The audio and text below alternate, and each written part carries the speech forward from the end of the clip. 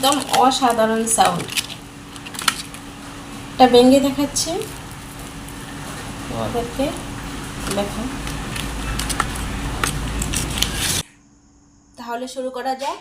আমি এখানে 1 কাপের মতো মাংস নিয়েছি, মুরগির মাংস। আমি মাংসগুলোকে এরকম ছোট ছোট সাইজে টুকরো করে নিয়েছি। এবার এর মধ্যে আমি আগেই হলুদ আর লবণ মেখে রেখেছিলাম। এবার আমি বাদবাকি মশলাগুলো অ্যাড করব।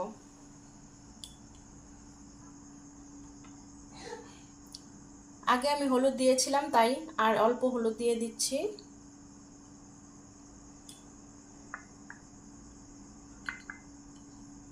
এক চামচ জিরে গুঁড়ো,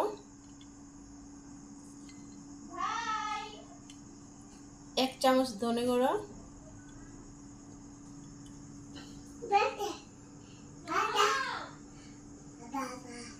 1 চামচ শুকনো লঙ্কা গুঁড়ো, গোলমরিচ গুঁড়ো হাফ চামচ, আর চাট মশলা গুঁড়ো হাফ চামচ, লবণ টেস্ট অনুযায়ী আগেও দেওয়া ছিল, আর আদা, পেঁয়াজ, রসুন, কাঁচা লঙ্কা পেস্ট 2 চামচের মতো, গ্রেট করা আদা, লঙ্কা কুচি,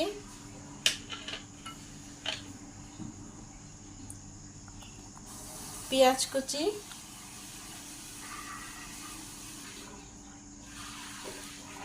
টক দই দিয়ে ভালো করে মেখে রেখে দিব 5 মিনিটের জন্য।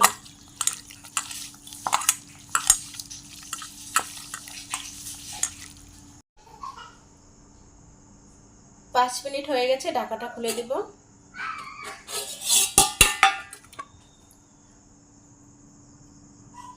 এবার দিয়ে দিব লেবুর রস।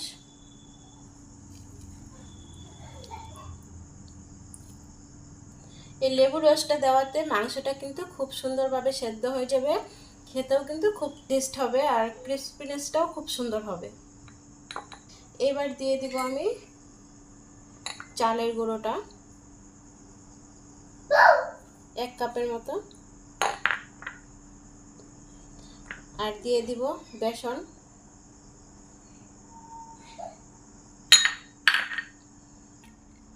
আর দিয়ে দিব একটা ডিম ভেঙে। এবারও হাত দিয়ে ভালো করে মেখে আরও কিছুক্ষণের জন্য আমি রেস্টে রেখে দিব।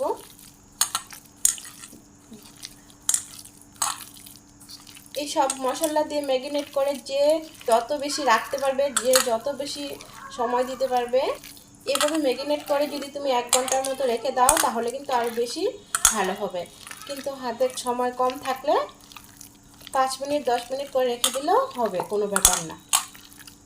আমার মিক্সচারটা খুব সুন্দরভাবে রেডি হয়ে গেছে, খুব আঠালো হয়েছে।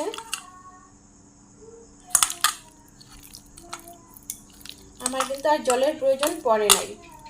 তোমাদের যদি জলের দরকার পড়ে তাহলে এক্সট্রা জল অল্প দিয়ে নিতে পারো, কিন্তু আমার আর প্রয়োজন পড়ে নাই। মাখাটা হয়ে গেছে, এবার আমি রেখে দিব আরও 5 মিনিটের জন্য। এবার আমি গ্যাসটাকে ধরিয়ে দিব। প্যানটা গরম হয়ে গেছে, এবার আমি এতে তেল দিয়ে দিব।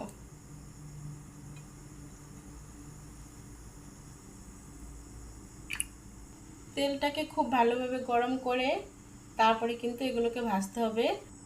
তেলটা গরম হয়ে গেছে, এবার আমি পকোড়াগুলো দিয়ে দিব।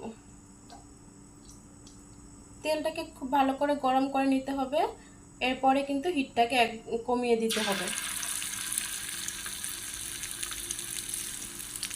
খুব বেশি আছে কিন্তু ভাজা যাবে না, তাহলে উপরটা হয়ে যাবে, ভিতরে কিন্তু কাঁচাই থাকবে।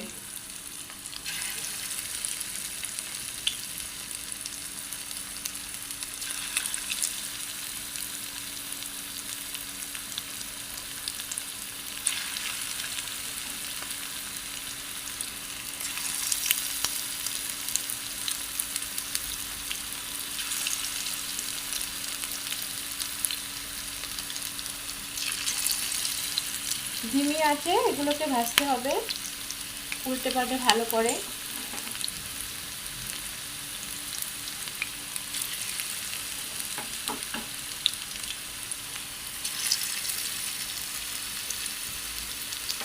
আমি কিন্তু হিটটা কমিয়ে দিয়েছি। আমি পকোড়াগুলো উল্টে দিয়েছি, খুব সুন্দরভাবে হচ্ছে। যারা ভাবছো যে আমি একদিনের পকোড়াগুলো খাবো না, তারা কিন্তু এভাবে রেখে দিতে পারো ফ্রোজেন করে, পরের দিন কিন্তু আবার তেলে ভেজে গরম করে খেতে পারবে। আমি আজকেই আমরা খাবো পকোড়াগুলো, তাই আমি ভালোভাবে ভেজে নিব।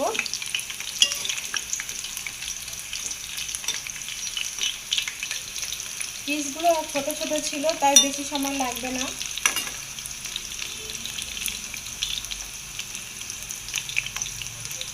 পাঁচ ছ মিনিটের মধ্যেই হয়ে যাবে।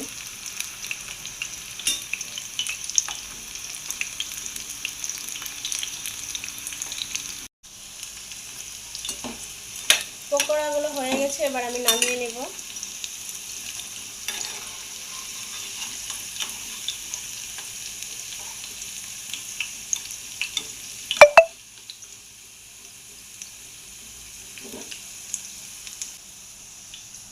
আমার কাছে পেপার তাওয়াল ছিল না, তাই আমি একটা পেপার দিয়ে নিয়েছি, জানি এক্সট্রা তেলগুলো পেপারের গায়ে লেগে যায়।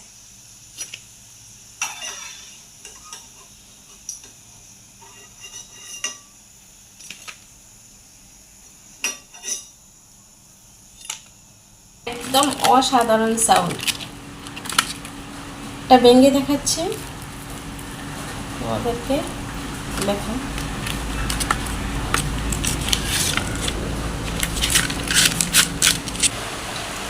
এবার তোমাদেরকে আর একটা জিনিস ভেজে দেখাবো, সেটা হলো ব্রেড চপ। তেলটা বেশি গরম হয়ে গেছে, একটু ঠান্ডা হোক। গ্যাসটাকে আমি অফ করে দিয়েছি।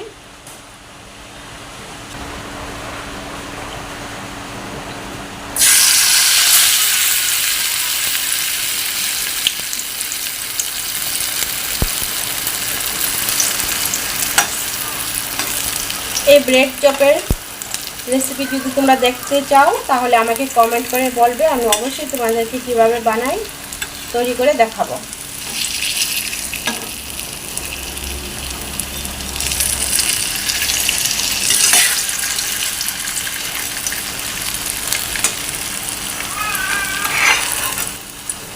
তেলটা খুব গরম হয়ে গিয়েছিলাম, গ্যাসটাকে অফ করে দিয়েছিলাম। অফ করা গ্যাসেই আমি কিন্তু এটাকে ভেজে ফেলেছি। এবার গ্যাসটাকে আমি আবার ধরিয়ে দেব। এবার আর একটা দিয়ে দিব।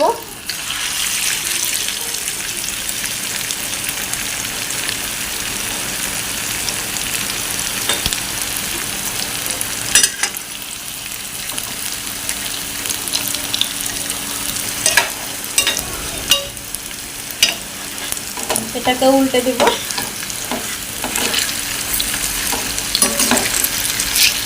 এই ব্রেড চপ যদি দেখতে চাও, তাহলে কিন্তু আমাকে অবশ্যই কমেন্ট করে বলবে, আমি কিভাবে বানাই তোমাদেরকে সেটা দেখাবো।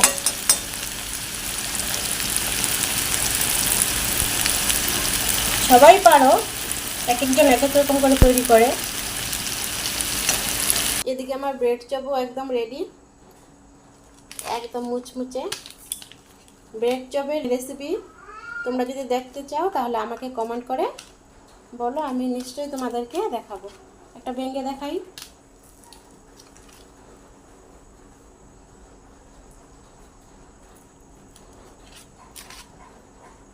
তাহলে আমার ভিডিওগুলো যদি তোমাদের ভালো লাগে, তাহলে অবশ্যই আমাকে কমেন্ট করে বলো, আর চ্যানেলটাকে সাবস্ক্রাইব করো। পাশে থাকা বেল আইকনটাকে প্রেস করে দিও, যাতে করে পরবর্তী ভিডিওগুলো তোমাদের মোবাইলে পৌঁছে যায়।